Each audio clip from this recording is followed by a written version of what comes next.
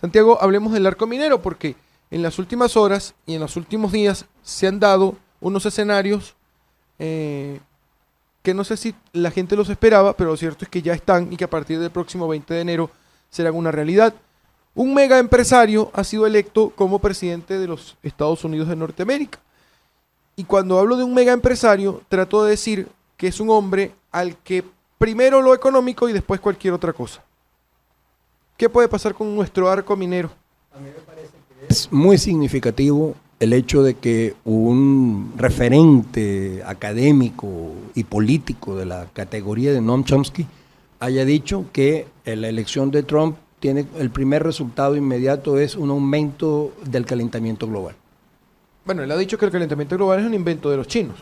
Pero Noam Chomsky no dice eso a cuenta de oreja de cochino, como diríamos aquí. Claro. O sea, ha estudiado bastante el tema y sabe, lo que quiero decir, establecer No, esa digo relación. Trump dice que es un invento de los chinos. Yo sé, pero lo que pasa es que a mí me parece que es bien interesante que las personas que nos han alertado en relación a Trump y nos hayan dicho de entrada que es una persona profundamente inculta.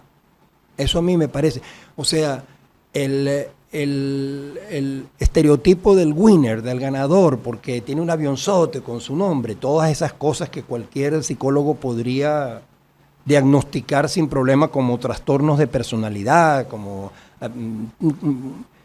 efectivamente situaciones patológicas. Yo creo que Estados Unidos ha tenido de nuevo esa situación que ayer también para mí fue importante consolidarla como información, que una vez más Hillary Clinton sacó alrededor de 2 millones de votos más que Donald Trump, pero el que va a ser presidente va a ser Donald Trump, lo cual siempre será al interior de la conciencia nuestra desde Latinoamérica una manifestación de qué tipo de democracia es esa y qué es los valores. Pero en todo caso, lo que quiero decir es lo que comentábamos durante la pausa sobre este señor vicepresidente, magnate petrolero y referente de esa línea de conducta en el capital transnacional que mira al planeta Tierra y se pregunta qué es lo que queda, con actitud de quien raspa la olla. Y dentro de esa actitud, el arco minero, que para mí es un parteaguas personal, así como yo puedo evidenciar mi posición crítica y mis formulaciones y denuncias desde el año 2007. Yo no estoy teniendo posiciones críticas ahorita.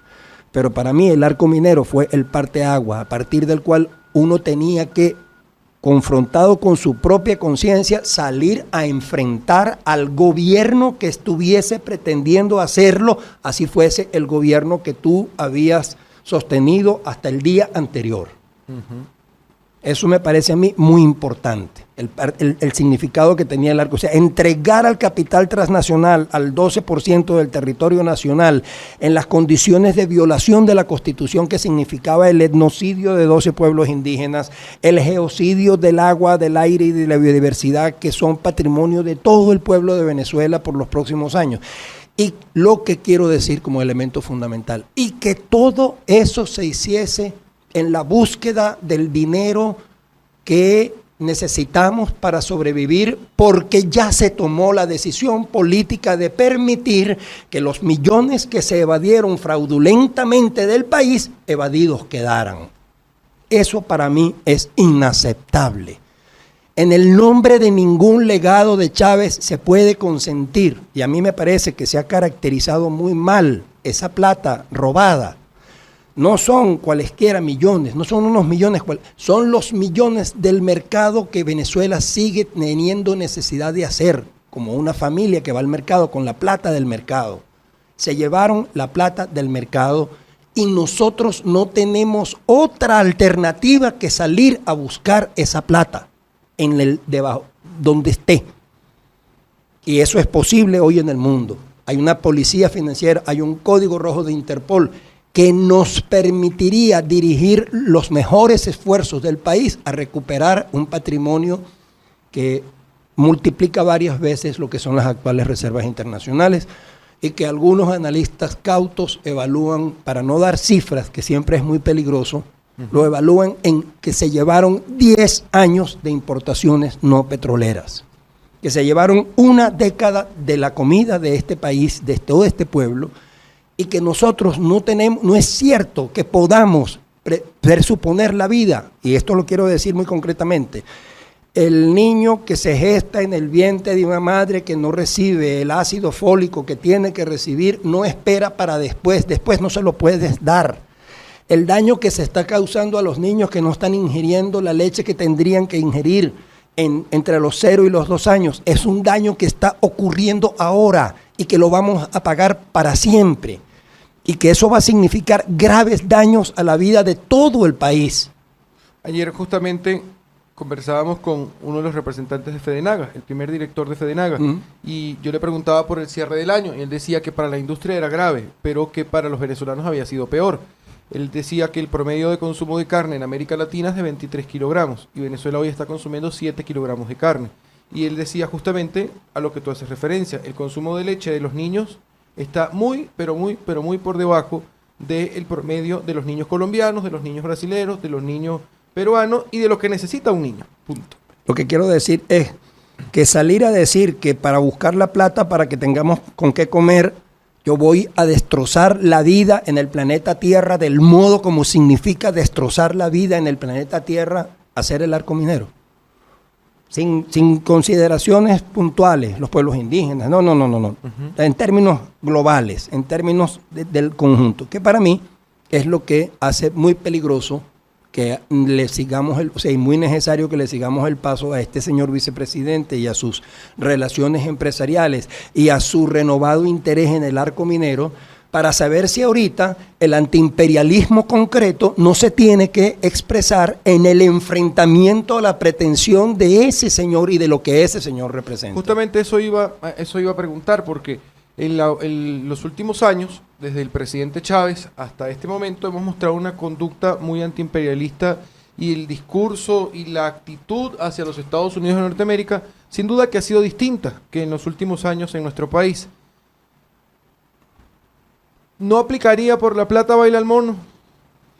Lo que quiero decir con relación a eso de la plata, nosotros tenemos con relación a la plata un problema muy grave que tiene que ver con lo que hoy se ha identificado como la cultura rentística de nuestro pueblo. Y yo creo que ese es efectivamente el problema central medular que debería estarse reflexionando a la hora de plantearse un cambio. No hay cambio si no hay cambio en la cultura rentística, punto. Entonces uno lamentablemente tiene que decir que en los 17 años de gobierno bolivariano no ha habido cambio, porque lejos de desaparecer la cultura rentística, la profundizamos. Y eso debe ser admitido y reconocido. Y lo que tiene que ser reconocido todavía más es que no se trata de salir del rentismo petrolero para pasar al rentismo coltanero o al rentismo aurífero o al rentismo diamantífero o al rentismo de la bauxita, sino de ser un país que no tenga con la naturaleza la relación que está signada por nuestro siglo petrolero. Ahí está nuestro lago de Maracaibo muriéndose por la cuña salina. Fue bueno ese negocio, es verdad, fue tan bueno. Nos pudrimos el reservorio de agua dulce más importante de América Latina, el lago de Maracaibo, a cambio del petróleo. ¿De verdad fue tan buen negocio eso? Podemos decirlo a voz en cuello, que la vida está más segura porque hicimos lo que le hicimos al lago de Maracaibo. Eso es solamente como un ejemplo, pero a lo que voy con la reflexión sobre el arco minero y la plata que se fue.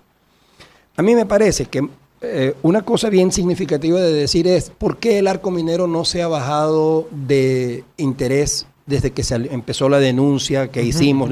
¿Por qué? Porque día tras día se consiguen nuevos elementos. Hay mucha gente investigando, hay mucho biólogo investigando, hay mucho antropólogo que está dándose cuenta, hay mucha gente que se está dando cuenta de la devastación planetaria que significaría eso. Y por eso sale a cada rato gente que está convocando a expresar lo que ha aprendido, lo que ha buscado, lo que ha entendido.